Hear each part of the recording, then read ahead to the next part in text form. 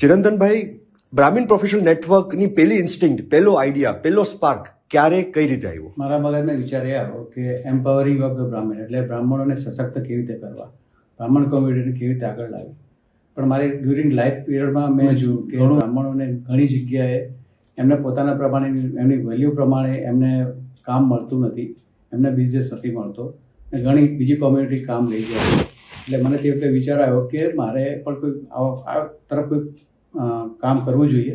એટલે એના હિસાબે બધા એક વોટ્સએપનું ગ્રુપ બનાવ્યું, લગભગ 200-300 જેવા બ્રાહ્મણોને ભેગા કર્યા અને એ લોકો જોડે થોડો ડાયલોગ ચાલુ કર્યા. અને પછી એના પછી મેં આગળ વધ્યા. અને પછી અમે એ લોકોને સ્પેસિફિકલી પૂછ્યું કે તમે લોકો બ્રાહ્મણ કમ્યુનિટીમાં જોઈન્ટ થવા માગો છો કે નથી થવા.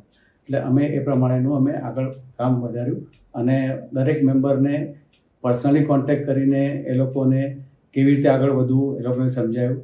અને એ લોકોની ક્યુરિયોસિટી પણ બહુ હતી, કે એન્થુઝિયાઝમ પણ બહુ હતું કે તમે કરો છો તો બહુ સારું કરો છો, પણ હવે તમે એને આગળ વધારો તમે. ને એ હિસાબે અમે આગળ કામ. આ વસ્તુ અમે 2023માંથી સ્ટાર્ટ કરેલી. 2023માં જ્યારે કોમ્યુનિટી બધી આમ જોવા જઈએ તો રેડી જ હતી આવવા માટે, અમે ટ્રાયલ પણ ઘણા કર્યા. અને એ પછી અમે વિચાર કર્યો કે 2025માં અમે આગળ વધીએ.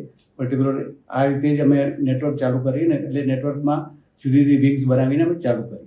એટલે એ પ્રમાણે શું આ એક બ્રાહ્મીણ પ્રોફેશનલ નેટવર્ક, શું આ એક માત્ર વોટ્સએપ ગ્રુપ છે, એક કોફી ટેબલ ગ્રુપ છે, કે એક પ્રોપર ચેપ્ટર વિંગ જે તરીકે જઈ રહ્યું છે? અમે આમ તો એ પ્રમાણે વિંગ્સ પ્રમાણે આગળ વધીએ છીએ.